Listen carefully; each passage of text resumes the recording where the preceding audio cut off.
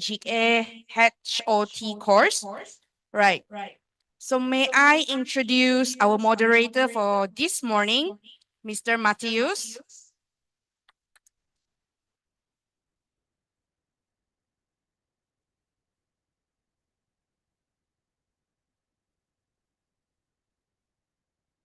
So, dear ladies, dear gentlemen, I think that this session from Eco-Operating that was excellent log in to our day today. I'm really striving for being with them and attending and making all this beautiful stuff. Thank you so much.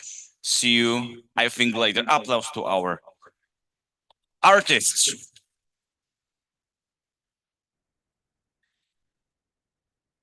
Dear ladies and gentlemen, I think I'm not sure, but I think that this is the first official occasion today to wish you happy International Tourist Guide Day. I'm very happy to be the one officially, because unofficially, a lot of the wishes were said on the corridor. What is ahead of us?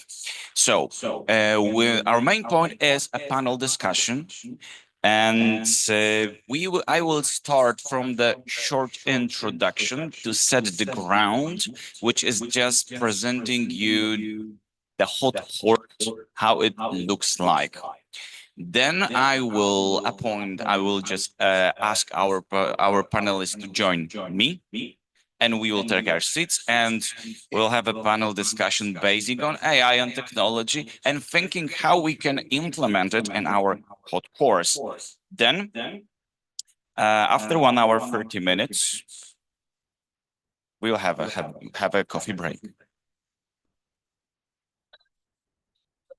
I don't need to ask you, are you fine with this plan? I see you are happy. Yes. To the information of all our panelists, one thing, our time will be measured, and there is a lady here who will help us to measure a time. And before the finishing of your speech, she will thank you. Yes, take this plaque with piece of paper with 1 minute to make our life easier. Thank you so much. So look at this lady if you need to check your time. Okay, let me switch on the presentation form. I need to go to the computer. Point to the computer. Thank you. One on the table. Silver one. Thank you so much. It can't be so difficult. Come on. Yeah. Ladies and gentlemen, to what extent can AI and technology help to make the hot course into a truly sustainable learning experience without borders? This is the topic for today's discussion. On the previous sessions, we talked about hot course. So the basic course we have in WFTGA, which equip us into the guiding skills. And this is like an itinerary, the template of this course. It lasts 7 days. Does everyone here attended to this course or not? You're nodding no, not everyone. Yes, it is 7 days lasting course. Starts with the introduction observatory exercise. The part in this red frame we call communication seminar, and it is 2 days lasting, one big exercise, which is going to equip you in the communication skills helpful in guiding. So this actually part of the training is the first time when trainee is facing a mirror. We are putting the mirror, giving a lot of feedback, and we train later these skills in a field, because the following days are the practice in a field, in a museum, or in the bus. And all the course is finished by the exams. So three main components: communication seminar in a room, training, learning skills.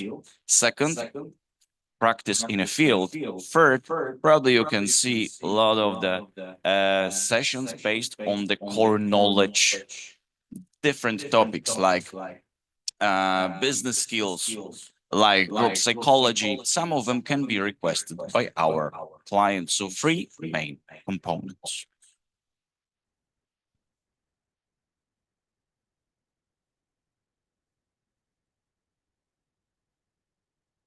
This is what I would like to have in the back of our panel discussion. Ladies and gentlemen, let me take my seat then and let me introduce our panelists. Man of the Renaissance, a visionary.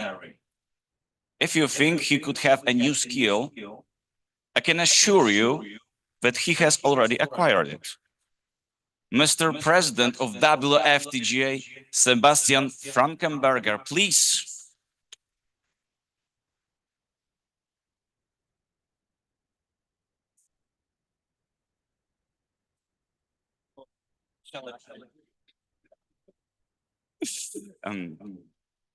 Ladies and gentlemen, a lady who is everywhere with her amazing work fills any gaps we have in WFTGA. The Federation today stands on the walls where many bricks were laid by her. Our head of trainer, Viola Ruiz.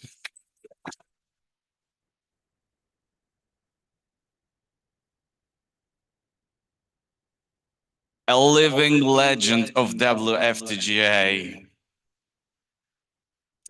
A lady of many talents, many gifts, limitless energy. A woman who has been supporting training division for longer than I'm aware of its existence. Ladies and gentlemen, our lead international trainer, Maricar Donato.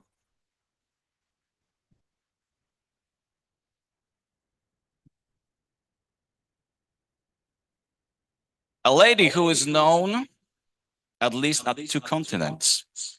She's our area rep. South America and Europe, minimum. Probably more. She is an area rep and a woman who will not want you to leave Louvre Museum and beg more stories. Our international trainer, Helga Struzenegger.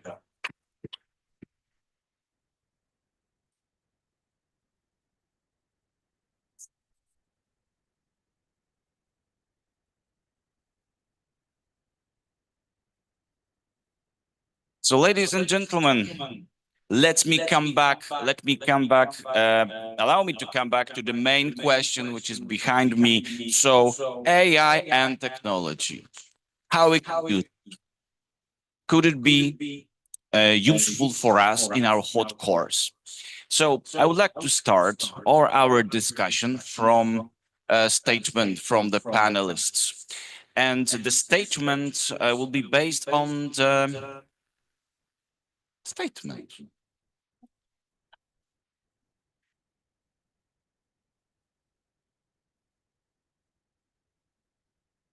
AI and technology in our hot course. Is that the wind will push us forward, or rather the iceberg against which we are going to crash our ship? Our dear panelists, please share your thoughts. I would like to start from Sebastian. Yes, sure, it will bring us forward. There is no other discussion. For me, it's we have to adapt the hot course to the needs of the participants. This is for me the most important thing. And we get so many requests from Africa, from Asia, from developing country. We want to do a course. What are you offering?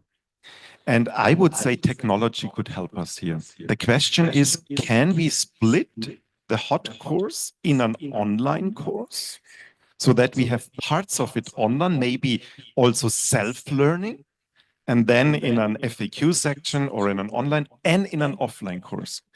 I would say AI can't replace the offline course. I'm sure we can't say that we are just talking with an virtual lead international trainer and an animation and that's it. And then we are tourist guides. No, we definitely need an offline course with practical training. But the question is, which part of the hot course we could put online? And I really want to have a sneak preview course, which everybody can every time do, like some video courses, like some questions, whatever, so that you get into touch. What is tourist guiding? So that you get an introduction, because we need more guides. Everywhere we have lack of guides. During the pandemic, we missed so many guides, or they changed to other professions. So we need something to attract new guides with a quick online course, then a really course with a trainer online, and then an offline course. But for the offline course, technology, no. It could help. We will see. We will see. Maybe also for the offline course, it could help, but definitely not AI. This is my statement. Thank you so much. Dear Viola, please share your thoughts. Yeah, I think I like this lovely metaphor. Will it be the wind that will drive us forward, or or towards the iceberg? You had it in nicer words. Well, I think AI and technology are probably waves around our ship at the moment, buttering our hull. And they are there. There's nothing we can do about it. We are in the sea. So we have to navigate that sea. We have to get to know it. We have to learn how to steer the ship on the waves and hopefully avoid the iceberg.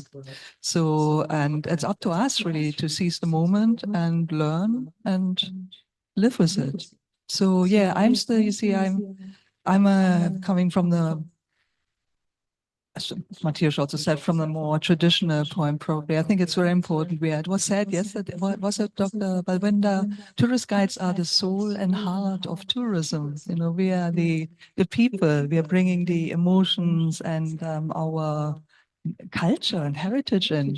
So yes, technology can maybe help us in terms of taking some of the administrative and bureaucratic burden off us. Definitely. So we have more time for, the heart and soul of the job.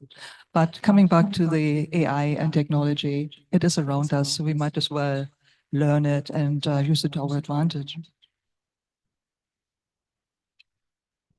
Thank you so much. Marika, please. Thank you and good morning, dear panelists and dear colleagues from around the world. I love this question. When I was invited to be part of the panel, they were giving me a question whether, to sail forward or to crash into an iceberg.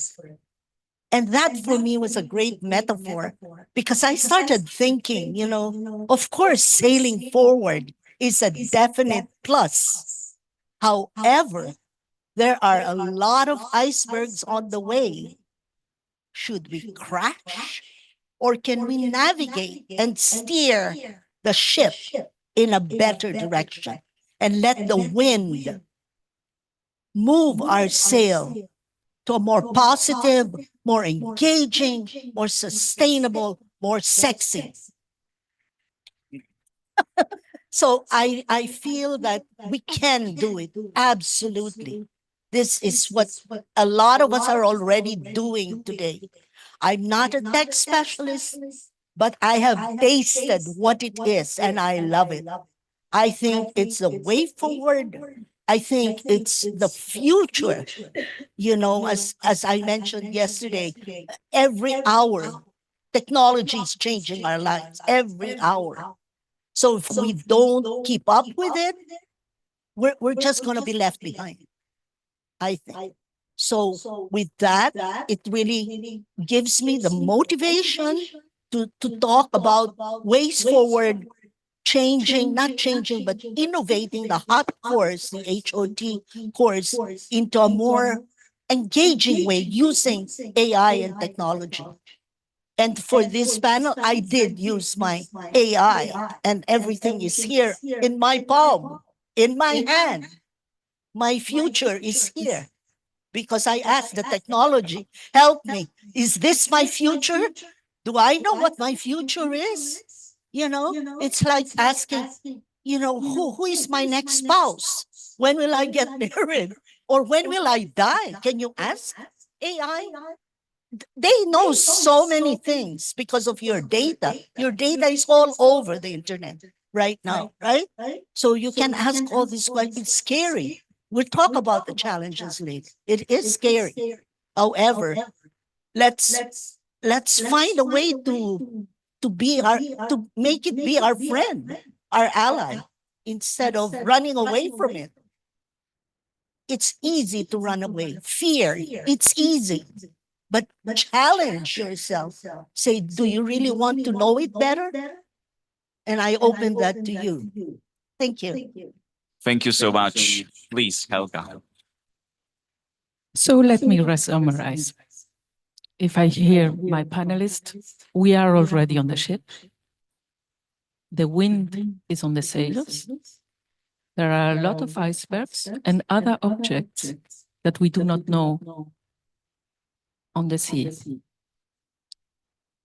I'm navigating inside this ship and I'm feeling a little bit dizzy because it's moving very fast and with unknown consequences. And then I say, how about the other people that are on my ship?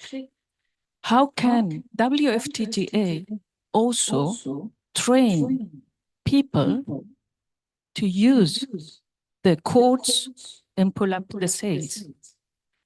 The technology gap between people who have access to internet, access to a telephone, access to education, and those who are not, and that they are on the same ship.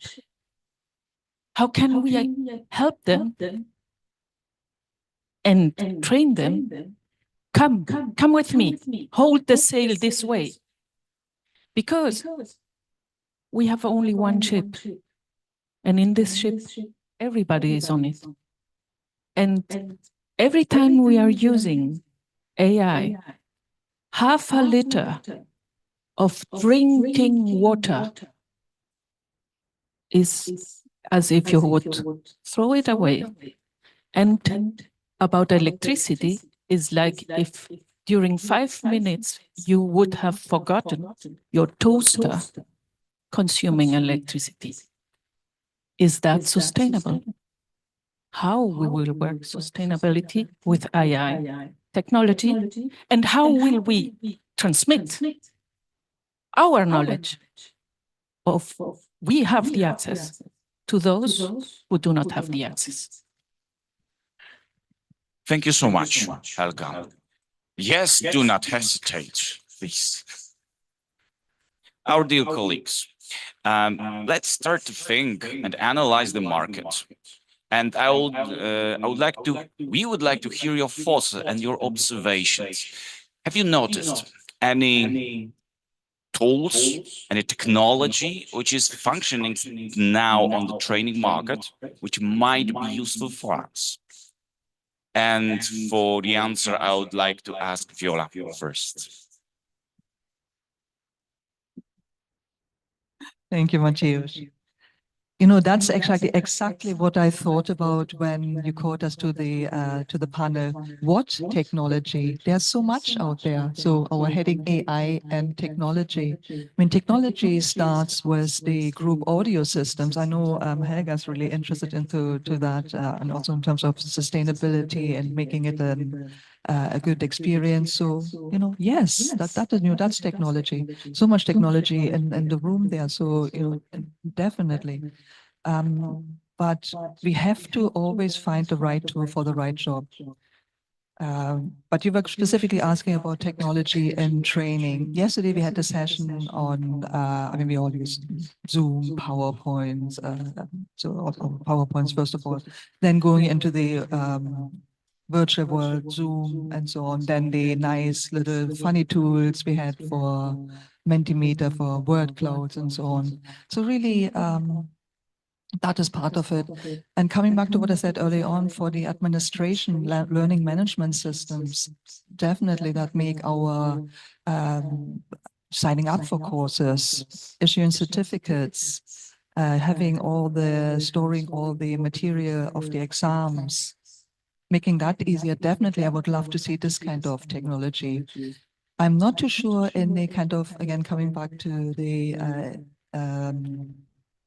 interpersonal relation there. And AI, coming to AI as the last thought, I use that for fun at the moment. So I actually like when you're putting my, and those of you who were here on the first day, like to put on my traditional classic presentations in there and say, like Marika said, put it into sexy language or put it into fancy language or give me a graphic, give me a mind map, give me a picture. And just, and then, you know, I sit back and I assess it and see. So maybe this kind of learning by trying, we can actually bring into the classroom as well, or bring into our training. And the last thing to say is really, we have to try and learn.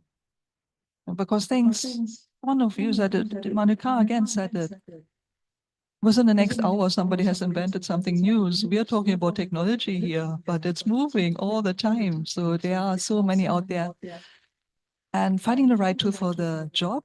But I also think we don't have to ride every wave, or we don't have to dance on every party. So be selective as well in what we use.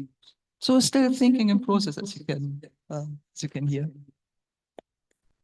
Thank you, Viola. Could you pass the mic to Helga, please? So what kind of tools have you observed might be useful for us and for our hot course, for example? I would like to be practical, as usual. And one of our most challenging parts of the hot course is a moving vehicle practical course.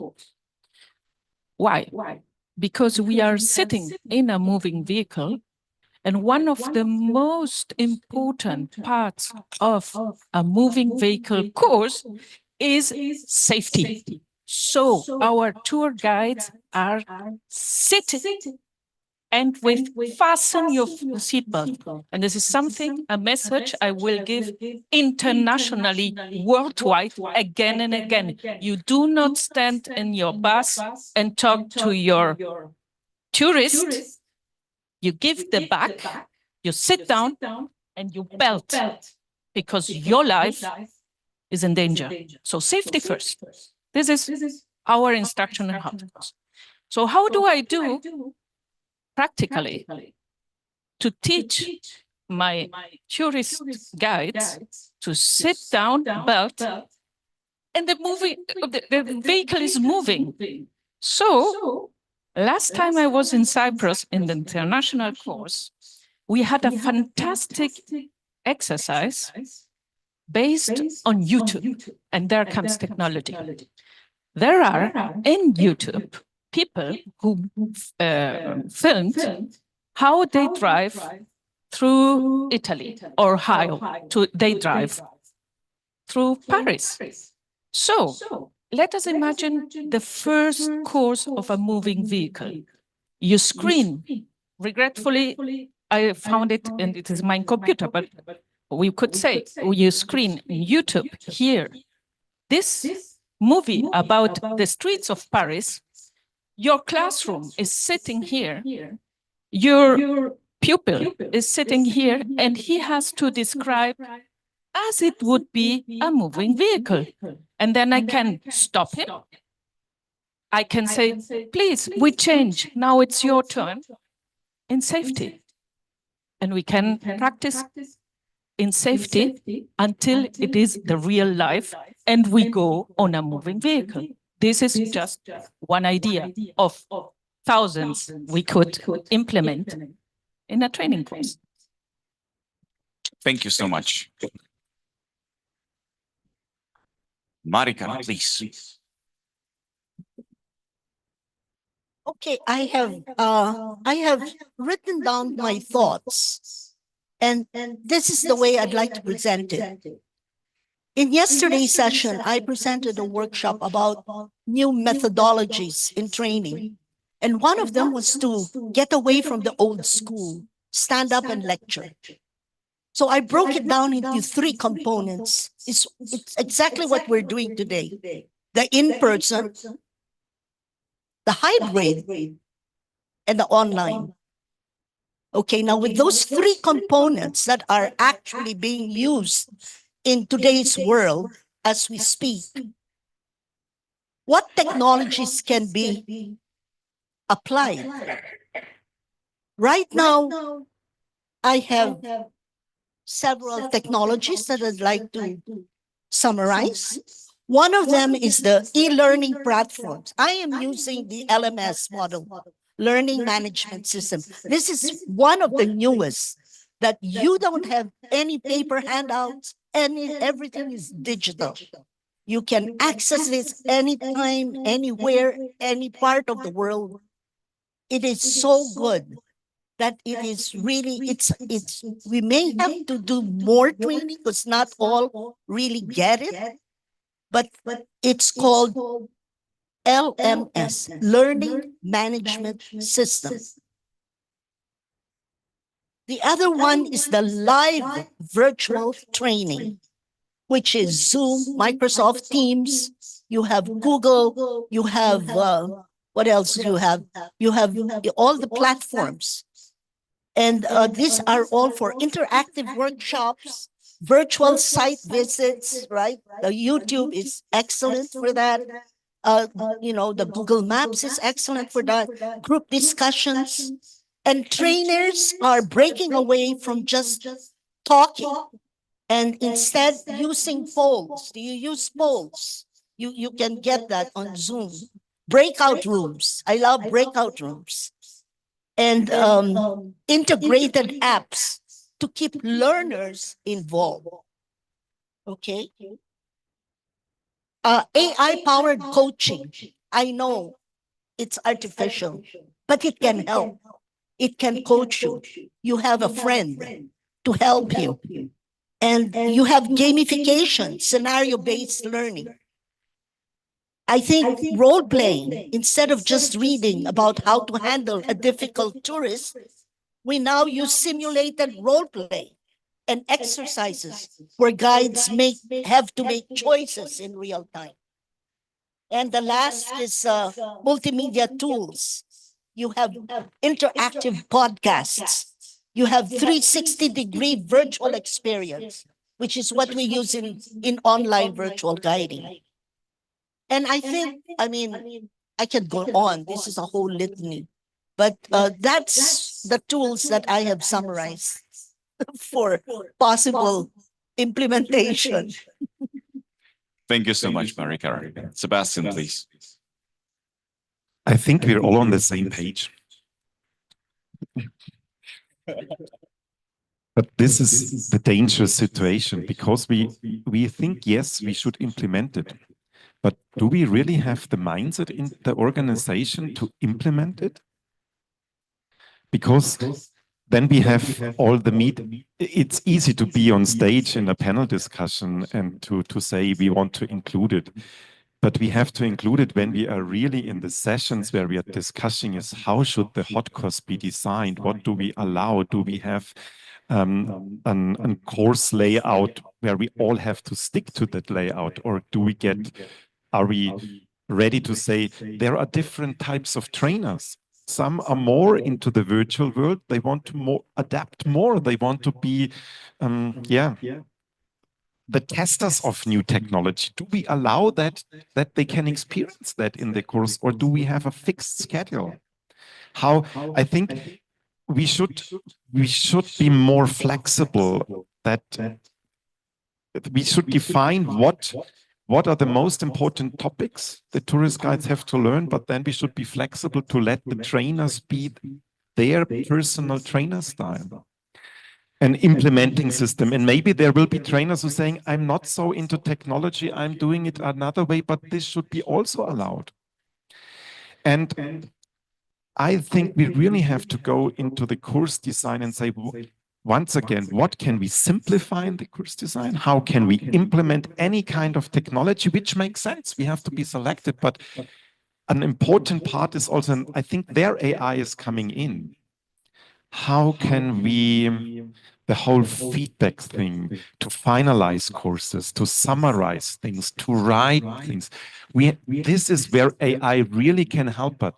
A course must be, the afterwork of a course must be done in one day. And we have to make the courses cheaper that really everybody in the world can take part in the courses. They have to be tailor-made to the different continents. And I think all this means we have to implement technology. There is no question not to implement it. We have to implement AI. But for me, the question is, are we already ready to discuss all these things in a really open way and say, we have developed amazing courses in the past. Now, let's bring them into the new time. Thank you. Thank you. Thank you, Sebastian. Sebastian, and all this round has actually a very good springboard for me to ask you about emotions. How do you feel about it? How do you feel about all of this technology you mentioned, those applications, AI implemented in our hot course and in other courses? How do you feel about it? Is it like a only fascination, maybe acceptance, what I actually hear? Maybe there is some fear in this. Share us, please. Share these thoughts with us. And for the first answer, I'll ask Marika, please. Well, thank you for that thought, because I think the fear is that we're going to be replaced. Never fear, please. That's the least of your words. A human voice is a gift we have received. And that is my gift that I want to open and share. So the AI is there to help me even strengthen my voice with what I'm generating, all the content that's being given to me. I think it's even helping me to enhance my message. And I use the technology to make me better, to make me louder, bolder, stronger, so that my message is heard. That's what I think and feel in my heart. And that's why even at a certain age, you think, oh, no more. You technology, forget it. My brain is so active. I don't know why. I'm eating the same food you're eating. But however, it's the seed, and I think it's a gift. It's either, I call it a supernatural gift, a spiritual gift. However you want, if there's a force stronger than me that's making me do this. Otherwise, people like who are approaching 70s, or they can't do it anymore. They're no longer there. They're stuck. They stay in the same place and they don't move forward. But some minds are still generating so much power and energy. I have to use it and harness it and direct it, like the sail, the boat that we've been talking about, into a more positive and really, energetic way and more sustainable. I repeat the word sustainable, smart, savvy, and my favorite last word, the S word. It's coming to be a theme of this conference. Sexy. Thank you so much, Marika. For the second panelist, I would like to ask to share our thoughts, Sebastian.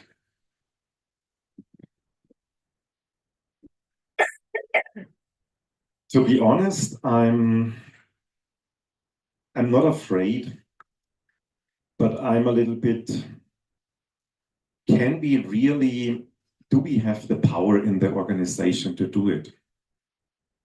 And in two ways. All this technology costs money. We have to pay for license fees and a lot of things, which means we need more money in our organization. We are already running on the limit what we can organize with our fees we have. So we definitely have to raise the fees for members association, for individual tourist guides, to just implement the things which are coming up. But this is the one thing, we also need men or women power who can deal with this technology. And tourist guides are like other associations where they have a lot of creatives. Creatives like to be creative, like to be painting things, like to doing all this nice stuff. We tourist guides love to be on the street and guide. But when I'm thinking, we try to get more volunteers helping us with the website, with the technology stuff. The answer is always zero. We don't find anybody. Or just a few, and those have already so much to do. So when we are going more in this direction, we need new kind of, I would not say we should, and this is also dangerous, we need new people who are coming in helping us with the technology, but on the other side, we must be very carefully not losing those who have built up the association. So the challenges I have here, my emotions really, we have big challenges, because I also think we need staff which we have to pay for the technology stuff to get sorted it out. Like an LMS system, this is nothing you can set up over the night. There are a lot of good systems outside, but who is administrating all the things? And at the moment, we don't have the power for that. So let's come back to your point from the beginning. I see the big iceberg coming, that we have too much to do, too much to change. And we really have to think about what we heard yesterday. How are we? Who can afford all that? How is my personal situation of everybody, of head of training? What can we afford? This is all volunteer stuff, what we are doing. So, wow, that's a lot. But I'm still positive, like Marika. Yes, we have to find a way. But we have to think out of the box. I think we need definitely funding, money, and we have to find new ways how we finance everything in this organization. Thank you so much. Helga, please. So for tourist guides, I guess there is this fear I will be replaced by an AI, and I really do not believe it. Because more and more I observe my visitors taking off the phone and wanting a live person guiding them through the Louvre. They could have it on the phone. There are apps, there are everything. No, they want me. They want me to show them. They want to meet me. This is the requirement. For trainers, will the AI substitute us? I don't think so. We have to use AI and technologies for the theoretical part, absolutely. All this is okay.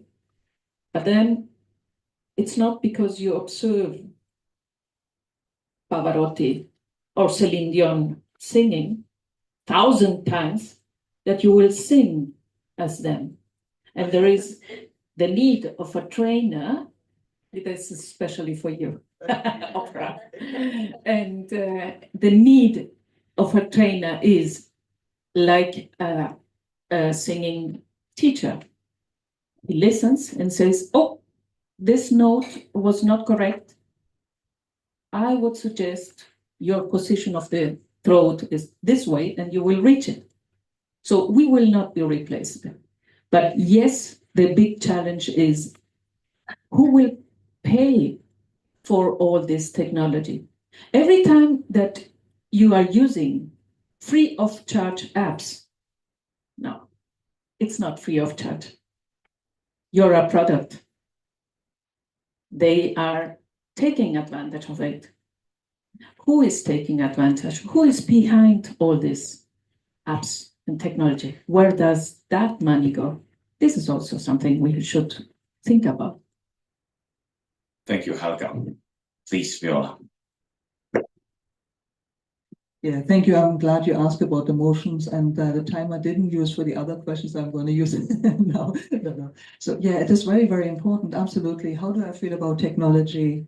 And Sebastian's already put it on there. I feel absolutely exhausted.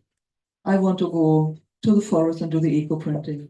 Honestly, yeah, no, it is changing all the time, and I realize we have to invest in technology as well. We have to train it, like the AI now. Databases have to be set up. All the trainers need to put in. So I spend, I don't know, months, years, maybe a couple of years ago, through my 7 years of head of training.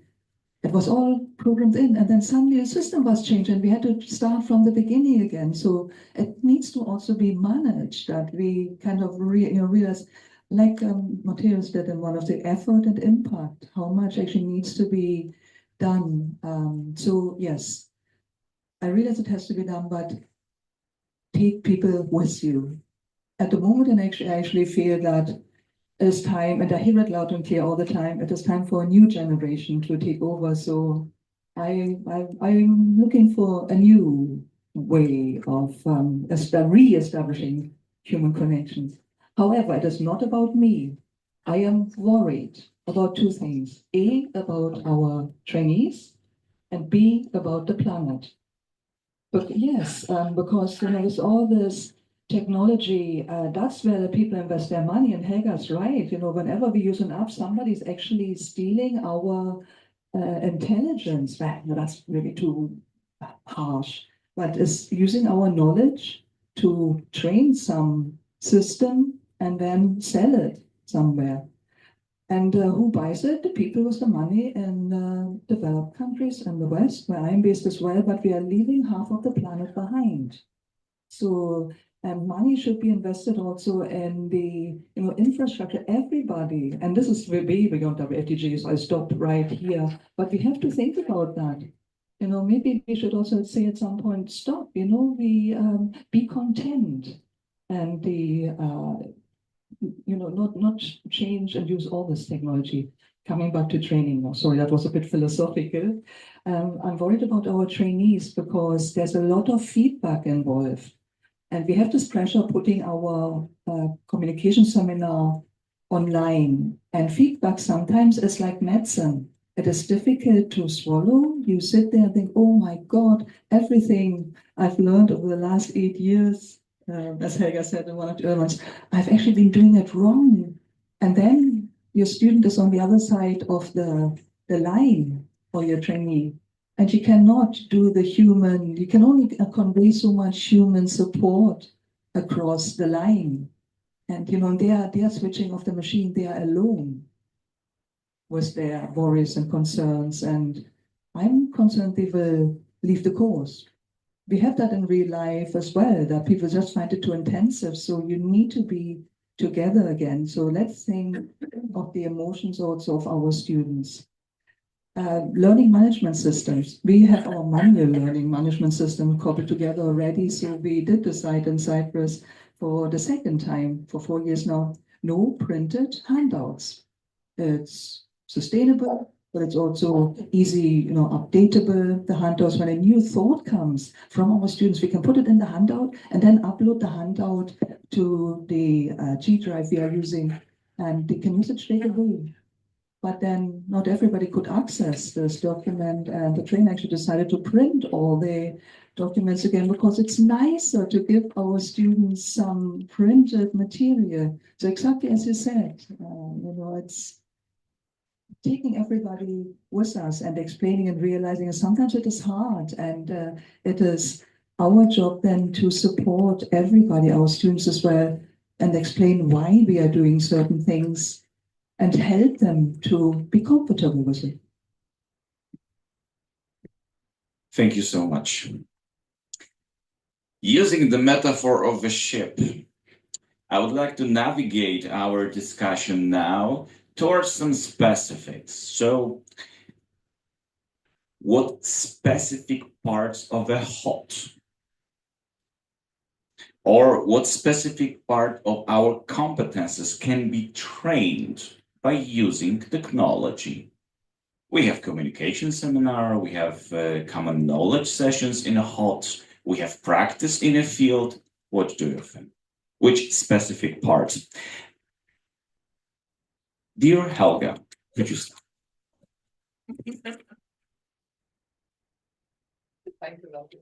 Timetable. Thank you so much. Viola always is very mindful. Sorry. Please come. So when we learn or teach hands-on tourist guiding, we need to give feedback to our trainees. And I love your idea, Sebastian, that somebody else does all the writing and all the resume of the feedback. Yes, please, AI or technology, help me to avoid hours and hours. And I'm an old-fashioned. I write my feedback hand. I cannot write it on my phone. No, yeah, I have to write it down. But then, as I want to see everything and write down everything, my handwriting is so bad I cannot read myself. So if there is something that can help me in that point, I would love it. What other parts? I think even in the 2 days of the communication that are theoretical, it is good that we are as personal as possible and as practical as possible. I do not see so much way to implement it. On the rest, I will be very happy to feel your ideas. I see in my preparation and on my as a trainer a lot of ideas, but for the trainees how to implement AI, I need your ideas. Thank you, Helga. Pass please the mic to Viola. I like writing things down. So where can we implement technology in the hot course? Yes, loads. Knowledge, all the knowledge can be now done in the, I guess we talked about blended learning. So in advance, so many resources. It doesn't have to be written text only. It can be videos, interaction, gaming. We can, and there's so much out there. We don't really have to create that all. We can just use it and compile it in the right way, and also then maybe through an interactive Zoom session explain and bring the discussion out of why we are doing it. So more resources. That's the first point. Online, and fun and sexy resources as well. Then the skills on the coach. This idea Helga had, we started some of it, and I know our tourist association as well. So coach skills. It's like learning to drive. First, you have the simulation, as you explained. It could be a recorded. Somebody driving. We did that during the pandemic in certain countries, and then commenting. Also, let's use Google Maps. Google Earth is so good nowadays to actually go without spending lots of money and flying and petrol and actually saving the environment. Use the Google Maps to look at buildings. It will not replace the real world. You have to go out in a real world at some point. But you can do so much already in preparation, or maybe as a resume later on as well. So complement those aspects as well. Feedback writing. I get your point of, first I said, oh, no, the finalization, but you mean taking it down whilst because again, it will be out and about in the rain, holding your paper, or in the wind as well. True, we have to think about that. But then that's actually one of our unique selling points, using a a business term. It's coaching, a lot of personal individual coaching during the COD course. So verbal feedback, spoken feedback given, and then we also write it down for the student to take away. We film already, so that's where the technology, we've been using that for over 20 years, when it was very, very new. So, but then we got stuck a bit. 25 years ago, very few people were filming the performances of their participants, so they could actually, as Matthias said, have the mirror in front of them to see, no, I don't jump around like this. Look what I'm doing with my hands and my voice. So using technology there as well. But coming back to the feedback, writing there, taking it down, have to think about it, good one. Individual, then the danger using AI is if we put our thoughts in there, it will come out as a generic feedback, which we don't want. We want still this personal, specific feedback for everybody. I know we already, Ivana's experimenting with using ChatGPT to finalize, to polish her feedback. But we still really have to go through, and is that really what we mean? Have to make sure that it is using our vocabulary, or the TVPs and the must-haves and the positioning and guiding ahead. All this vocabulary we will learn in the hot course when you are doing it. I hope everybody will do it. So partly it can be used, but always was our check at the end, looking at it again. And then, of course, come to maybe marking. We can improve something in terms of marking our exams, maybe have another look at our exams there. I know a lot of you ask for multiple choice questions. I'm not a fan of multiple choice questions, but again, we have to open it up and look at that again. So then using technology and AI to make it easier to set the exam, to mark the exam, but still have the learning experience. Just a couple of ideas. So looking through the course there. Thank you, Villa. Sebastian, please. I'm always starting when we think about these things, who is our audience? So let's start with our trainees who are coming to become a tourist guide. What do they need? Or our stakeholders who may be booking us, agencies, cruise companies, or so on. So, and we have different situations in the world. We have developed countries, and with developed, I mean more countries which have a tourist guide training and regulation and licensing system. And we have countries where nothing is, where everybody can just pay and become a guide. So we have to look into that. How much would they pay to become a guide? What is affordable for Africans, for Asians, for Europeans? I think we have to, how long can this course be? And I'm coming from a marketing perspective. And this is why I'm saying we need something which can be done online. Exactly, with self-learned online training, which you can do all over the year. And then the next step is, and this should be also in developed countries, not be more expensive than 100, 200, something like that euros, so that a lot of people are going in and learn what a tourist guide is. This is really an introduction with the basics and the knowledge. And the next step should be something where we have an online course with real trainers online. And this, I'm thinking of, it's a weekend course, a 2 days course, or maybe a week course where we have at the beginning of the week some online sessions, then they do something during the week, they have a Q&A section, a session again with trainers at the end, and they have the final thing. But it should be also short again, and this second part should not cost more than 250, 300 euro maximum. For Africans, it should be more like 100 euro, and the first course more like 30 euros. Maybe we have to implement a tier system also in that. But then we definitely need a practical training. And if that course is 3 days, it would be perfect if we could say we start Friday afternoon and end Sunday night. Or if it's a week course, something like that, which is once again affordable. And we should think about something which you can book completely. if you say, I do not want to do all that, I can do it in 7 days, in 1 week, in one of the training centers.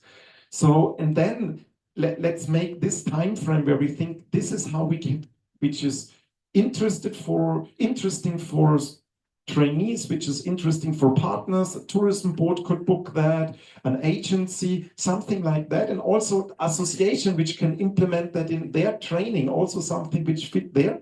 And then let's think about which part of our hot course there could fit in which part. Yeah, so let's have a workshop on that. But please start from the other side, and not that we start on an administrative way or what have we developed from the past. No, let's get outside of the box thinking. Thank you. Marika, please. I think those are really food for thought, what we've been discussing today. And there's a lot of challenges, and I know we're going to talk about that, but I'd like to address what Sebastian was saying, because we deal with the whole world. I mean, we're dealing with the entire universe, and the whole world, we're not on the same wavelength as developed countries, Europe, North America, that's moving so fast. And there are some countries that are still, technologically very low key, and sometimes no tech at all. So that's what one of my challenges, which I'd like to discuss, is the digital divide, we call it. The digital divide, which breaks us into two parts of the world. Okay, one that's digitally very competent and one that is not. So how do you deal with that? So talking about all of this is good if everybody's on the same wavelength, but we're not. And that's the reality. So my friends, I think this is something that we can work on. I'm really already working, because I do the Zoom trainings all the time. I mean, I deal with Asia and Africa. So I know the time zones I have to sacrifice. I don't, actually I'm up at 2 a.m. teaching a class. You're not speaking. You're online 24 hours. So that's what I mean. I sacrifice because I need to help my fellow citizens. And that's the mission. So for me, the bigger purpose of why I'm doing, I'm crazy about this. However, I think let's go back to the main question, was really identifying the hot course, our program, and what we can do online. So I have 5 parts of the hot, which is, I thought about this. I really worked on this. And I came up with a lot of ideas. So I have 5 points. So let me just get what I need. The concept. Okay. Currently, the communication seminar and practical training. I would like to pluck out the 2-day and do that online, the ComSem. Okay, that's something that I would love to do, and it's doable. So what can AI do? Analyze speech, clarity, tone, pacing, audience engagement. It can give instant and AI-powered feedback. That's what they can do. For guides to know exactly where to improve. It can simulate different tourist personalities, so trainees can practice adapting their communication style.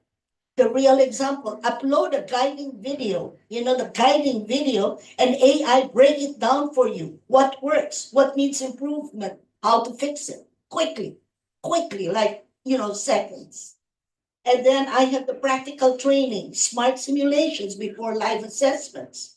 So the current hot approach is outdoor training, coach, site walk with instructor. What AI can do, it can provide AI-powered virtual training sessions before the real thing.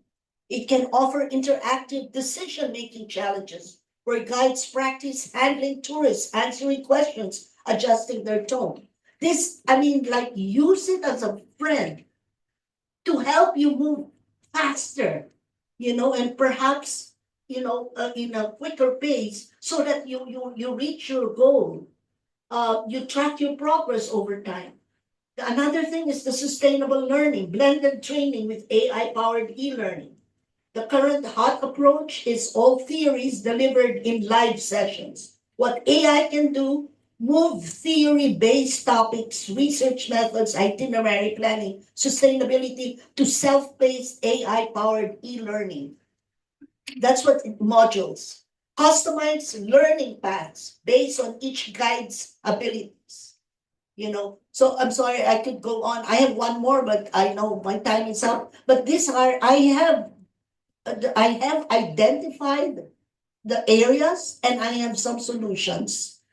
The only things I haven't really practiced it, so this is all AI based. Dear Marika, all dear panelists, if you have your thoughts written down, send it to us. Yes, I will. Please, Yeah, on at paper. least it's already well thought and well written, and now I can deliver. But now the practice, the reality kicks in. Yes. Will it happen? Maybe not, maybe yes, but let's try. I'm willing to try. Thank you. Helga, one comment? Yes? I also thought, is it possible to take these 2 days and do them virtually? And I have just one thing that is putting the brake. 90% of communication is nonverbal. When I look to my pupils, as I look now at the audience, I can see in your body language if you're with me or not. And when I'm teaching or what or having a conference, I don't see my audience. I do not see their body language. I don't feel the vibes. And this is my point. Will I be able to do it virtually? Thank you. And I'm sorry, may I remind everybody of the support and the feedback, not being able to give that emotional support at the same time as well. We see a lot, but we also give a lot. Thank you so much. This is actually excellent springboard to the next question. Actually, before I'll ask it, dear audience, we are approaching to the point where we'll have some time to hear your insights. If you have any questions, please think about them, note them down, because after this last round, we will have some time to hear your questions to the panelists or maybe your insights and thoughts. I'm just saying it in advance to make you be prepared. So, speaking about challenges, let's talk about icebergs, which are coming. So what risks and challenges do you see in implementing technology, AI? Let's be specific in hot cores. Sebastian, please.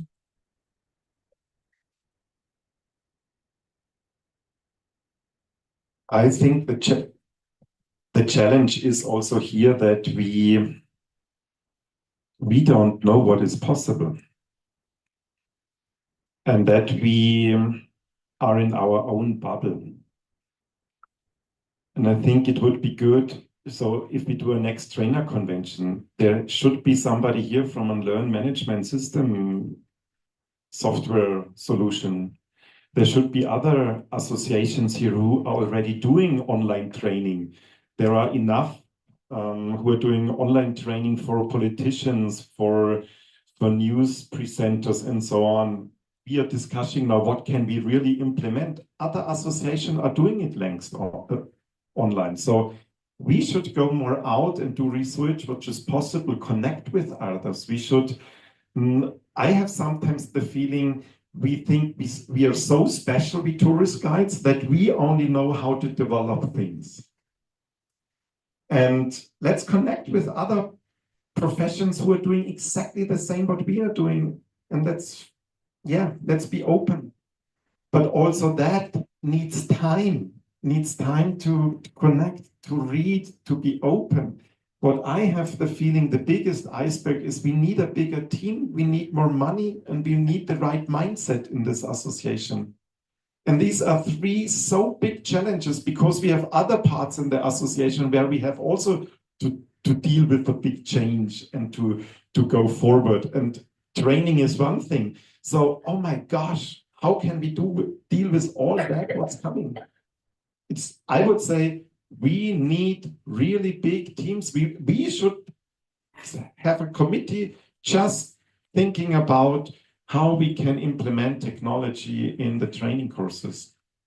But they also have to do later trainings for the other trainers. We need a committee in checking the market, what's going on, and giving feedback. So yes, to be honest, we would need a headquarter with 5-6 departments, and each department with 5 to 10 employees. Yeah. But we should set up visions, and we should say it clear, this costs money, and we should pay our staff doing this region when we really want to rise the profession. So we need a new mindset in thinking in the organization, how we organize the things. Yeah. Thank you. Marika, please. Well, I agree with my colleagues, co-panelists, and I really want to emphasize, for me, the big thing is the digital divide, because we're not all in the same wavelength. So that's a solution. Is try to, like identify. I know Africa. I deal with a lot with our Africa members, and many of them, their WhatsApp is even more effective than Zoom. They're all on WhatsApp, and at least that works. It's one of the technologies that work for Africa. But Zoom, sometimes it does, sometimes it doesn't. They lose connectivity. So digital divide, that's what's happening. So maybe try to find out if WhatsApp works, let's go to WhatsApp and use WhatsApp. It's good. It may not be as wide as Zoom, but WhatsApp is a very good tool. Also my Asian colleagues, some parts of Asia, South Asia, we're having problems with just the technology. The Latin America is also some problems, just connectivity is already one issue, the divide. That's what I'm trying to say. So we need to find solutions, and I have some solutions. Again, whether they can work or not, it's another question. But I want to try. I'm gonna open all doors. I'm gonna try. I'm gonna change this world. I'm gonna make it better, more sustainable, more savvy. As much as I can, I'm really gonna change it. Okay, now the other one is the human touch. Everybody will say you're gonna lose the human touch. As I've heard echoing over and over again. We won't. AI is done by human beings, isn't it? Think about that. Who coded all those programs? Who did? These are done by humans. It just becomes artificial because they know all our backgrounds. They have all of my data and everything. So they try to plug it in with all the questions that I ask. But it's done by a human being. It's not a machine. It's somebody with a brain. And that's the reality, we call it artificial, but it's really a human being behind the artificial. So again, another think about that moment. I want to cut out the boring part of lectures, and I would like to make it more interactive, more dynamic, more personalized. And I can do I do Zoom a lot, with my teachings and doing a lot of social media on Zoom, also helping some of my colleagues in the Philippines to understand how to navigate social media. And it works. It may not be as good as physical, but they have their devices. We're working together. It's very hands-on. We're looking at each other's work online, and it works. So far, I have 4 hours with them, training, and we have the time, and each one with their device, and each one is working and looking at what works, what doesn't work. So that's a part that I think I'd like to continue. What else? I think in the equation, the future of training is here. This is it. It's gonna be blended.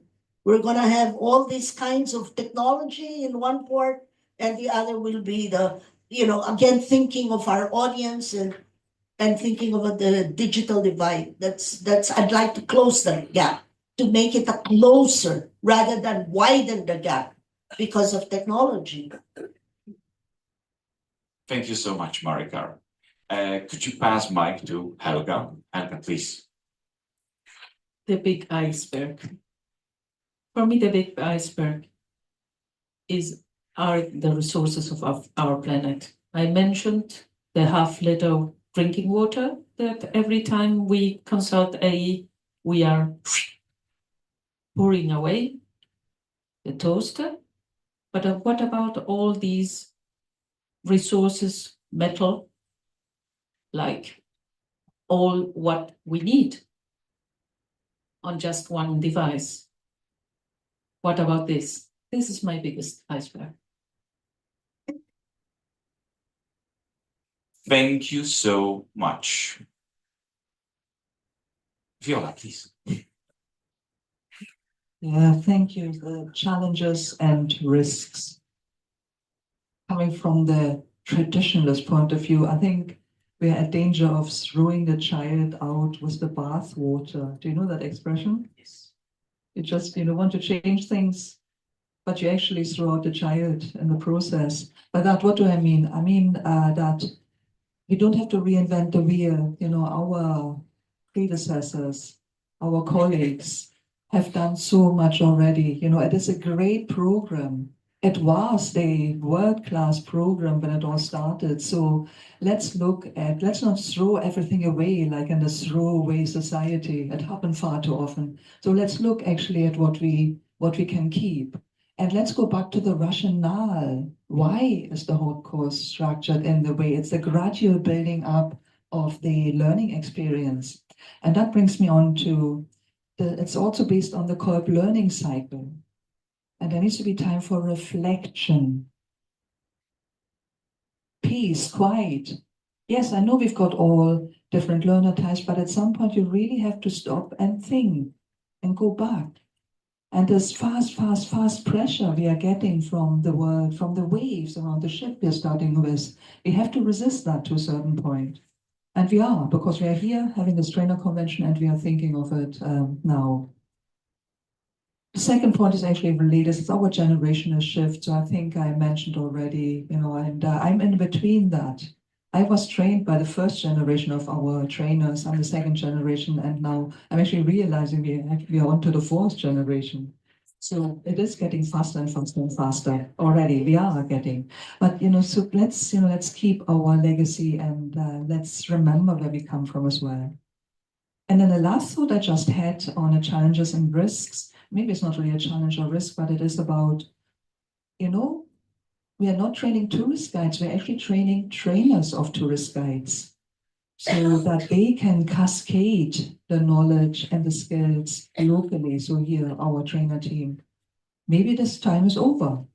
Maybe we need to become the trainers of the AI. Well, I mean, somebody has to be said, somebody has to train the AI. So that's more of a danger and a challenge. Will we really the trainers just become programmers and never work with people again because people are consulting what we have actually programmed into the AI. So I come from a limited point of knowledge about all the things, but that's the kind of our technicians are laughing. So help me with that. Thank you, Viola. Thank you to all our panelists for this part of our panel discussion. We would love to spend the last 15 minutes of our panel discussion answering your questions. So, dear audience, do you have any questions to our panelists or insights you would like to share with us? Please, this is the time. Any questions? Please. Thank you. It's more of a comment, I or input. So I'm not a trainer, but I'm your client. I'm a tour guide. Right? So I can give you that perspective. Because after all of this is for us, right? At the end of the day, or new tour guides. So I was thinking, what do I want? What do I need as a tour guide in the training? How do I improve myself? How do I see young people who want to be tour guides, young or old? Often they're actually, in Europe, they're older. The rest of the world, I think they're young. So that's another divide. And the technological divide that I've noticed is that, to tell you the truth, I think the divide is more in generational divide in Europe. Because for the rest of the world, Africa has skipped the phone, the fax.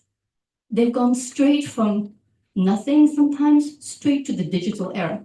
So they know exactly, they're very hands-on. The problem is access often, electricity failures, internet failures, but then they go to the phone, which they can plug in anytime. We have to study each region has their way of dealing with this. The solution will not be a global solution from Europe. Right? It will be in every single area. Also, the resources exist outside Europe. I'm really stressing this. The Philippines, Morocco, Rwanda. So many companies and associations are outsourcing to these places. Why? Because they have the knowledge, they have the motivation, they have the young generation. It costs less because the whole thing is money as well, as Sebastian was explaining. So I agree, we really have to think out of the box and how to use this global world federation as a world federation. And we shouldn't be afraid of all this digital divide, I think, and we shouldn't be afraid of convincing people because most people on this planet are on board already. I think it's more an internal motivation and convincing we need to do in the federation. So that's my comment. Thank you so much. Well, thanks a lot. It was fascinating for me to listen to it because I have experienced a lot of these discussions in the context of higher education. And in a way, a lot of things are common. I think there is always with new technology a kind of balance between not being a Luddite and rejecting everything new versus what I would call techno-fetishism. That, new, because it's new and because it looks flashy, it's great. And there are different aspects of this techno-fetishism. One is vilifying the old one. And I have to say, I've been shocked over the last few days that the term lecture is almost immediately associated with boredom. I think there can be also interesting lectures. I hope so. I've given a lot of them.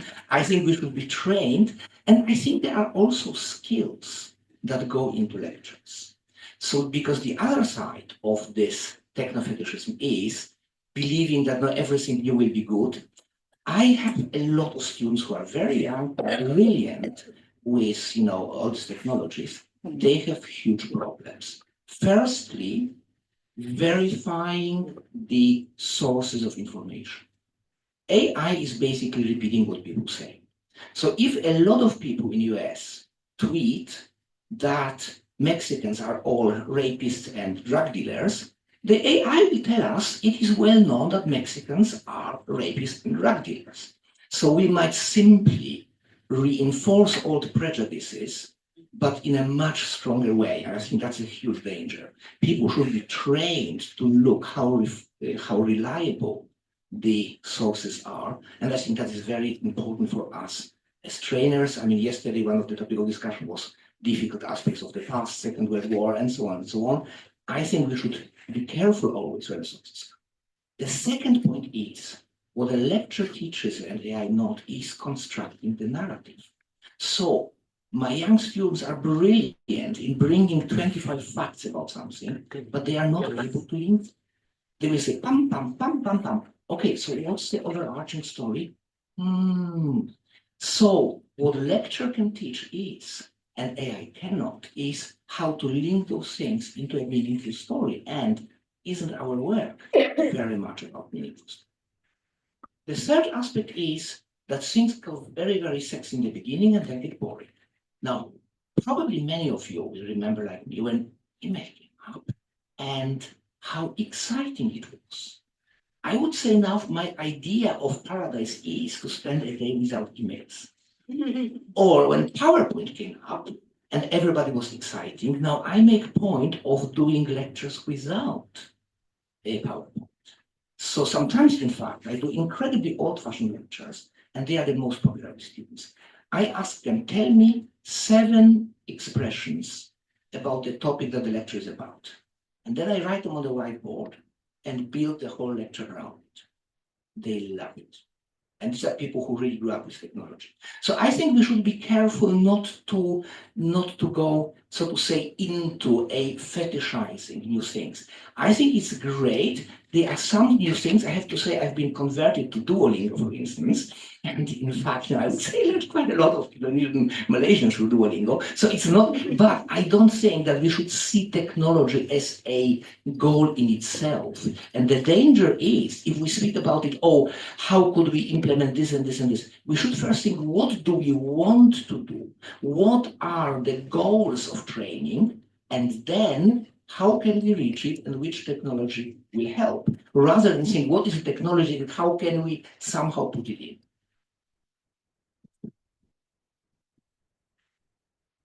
Thank you, Tomasz.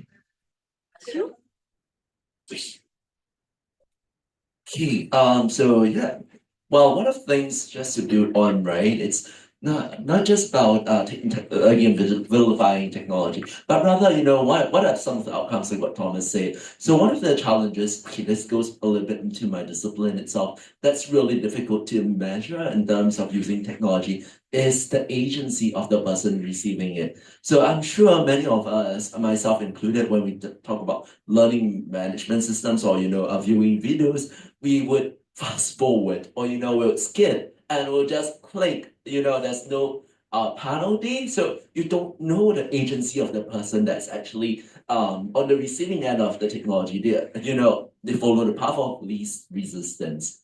Instead of that, right, what are some of the other ways in which we could actually use technology to complement or as a summary for learning that will be more effective, and use more how can we also, or are there other ways in which we could use incorporate semantics or semiotics into technology if it were even possible to actually enhance learning outcomes? So for example, I know in music there's some technologies that allows you to sense and recognize gestures. So, but it's still very much in the academic space of things. So, whereas in actuality, you still need someone present to actually convey the semantics and semiotics of the message. So that's something which I feel technology is still not up to par. Yeah, that's what I wanted to say. Another thing is also, what about other modalities? Are we neglecting other modalities of learning? Like you talk about hands-on training. Could that be things participative learning, like using one of the interesting things I came across is using Lego bricks to actually form up models to communicate ideas and things like that and make it fun in the process. Yeah. Please. Okay, I should first say that I have already taken the hot course just last year, I think a couple of months ago. And it's actually quite intensive because I really like to study. So one of my strengths is I enjoy studying.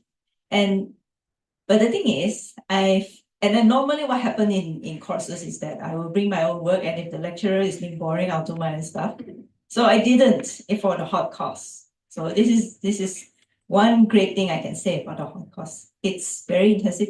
It engages you, and I don't have time to do my own stuff. Right? So it's great. The other thing I would like to say is that I use AI.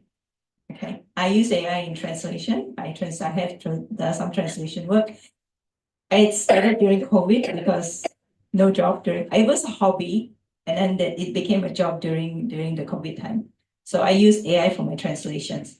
And then the thing that I find interesting about the AI is like he or she, I call it a she, is that weird smart friend.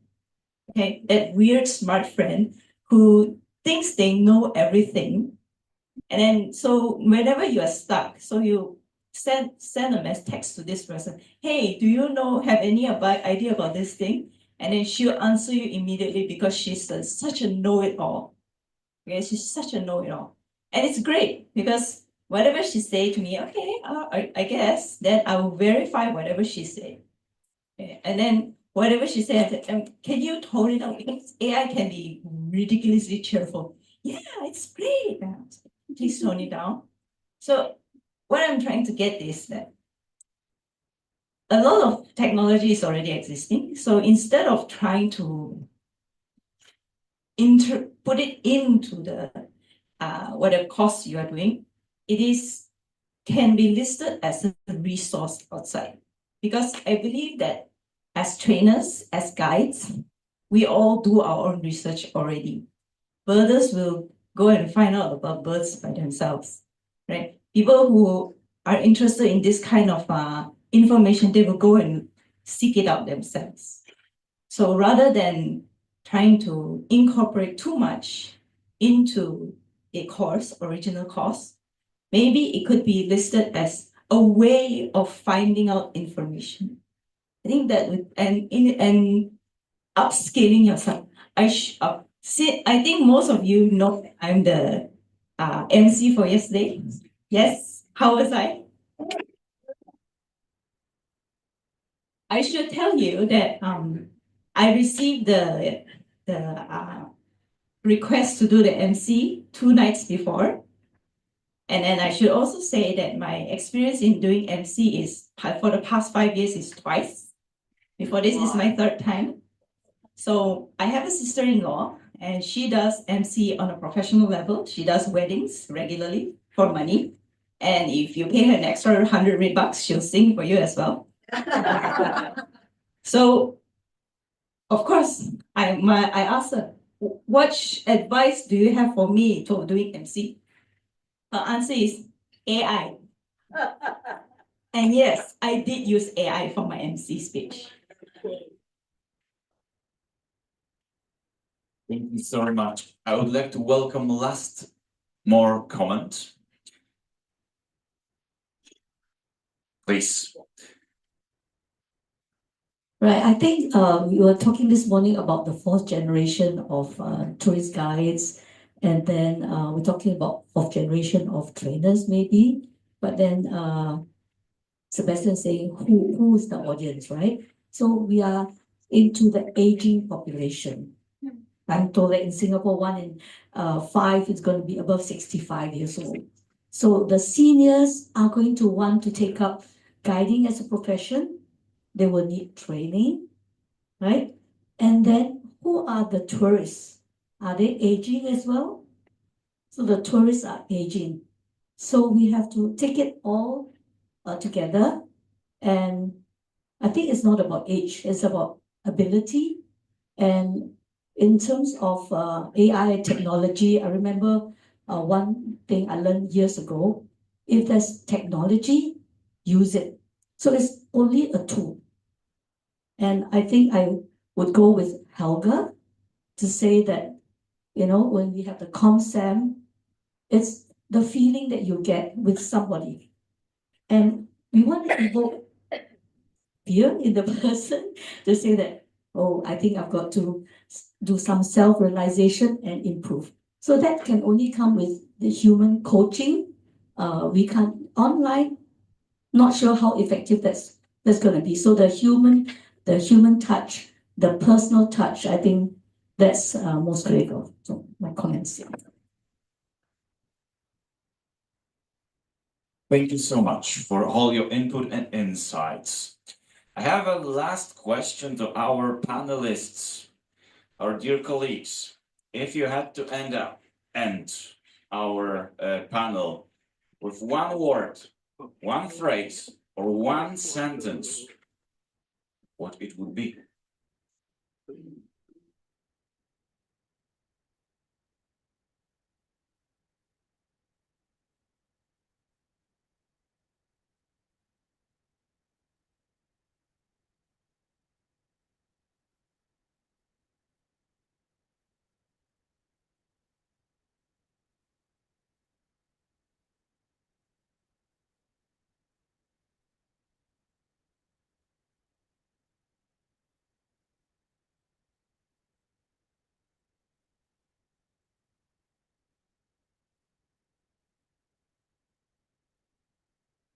He's a tourist guide. As a tourist guide, I'm curious.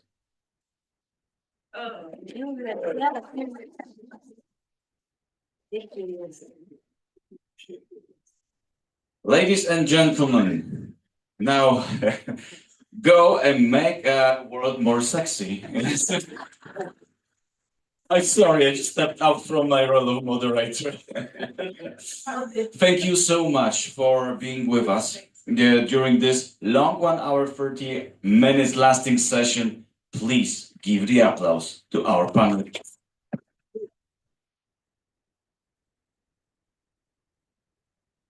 And now, please, dear panelists, let's give our applause to the audience.